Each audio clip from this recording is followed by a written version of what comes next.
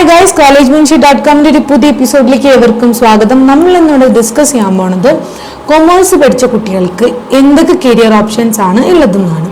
So commerce എടുത്തു കഴിഞ്ഞിട്ട് ഇപ്പോൾ എക്സാം എഴുതി റിസൾട്ടിന് വേണ്ടി കാത്തിരുന്ന കുറേ കുട്ടികളുണ്ടായിരിക്കും.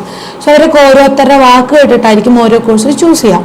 സോ എന്തൊക്കെ കരിയർ ഓപ്ഷൻസ് ആണെന്ന് പോലും അവർക്ക് അറിയുന്നുണ്ടായിരിക്കില്ല. സോ നമുക്ക് ഈ ഒരു വീഡിയോയിലൂടെ അതൊക്കെ ഡിസ്കസ് ചെയ്യാം.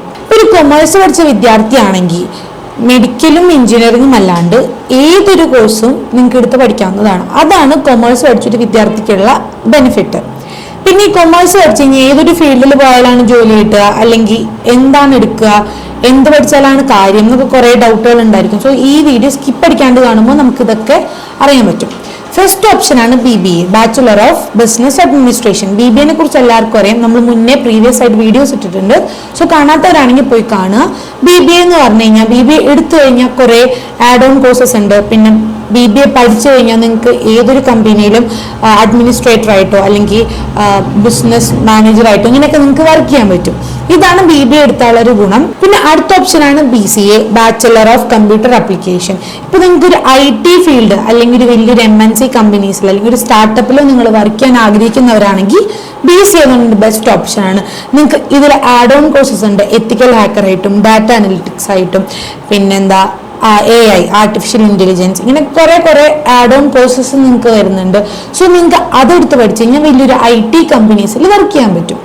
പിന്നെ എല്ലാവരും ചൂസ് ചെയ്യണ ഓരോ കാര്യം ചൂസ് ചെയ്യണതാണ് CA, CMA, പിന്നെ ഇതാ ACCA. ഇതൊക്കെയാണ് പിന്നെ ഭൂരിഭാഗം കുട്ടികൾ ചൂസ് ചെയ്യണത്.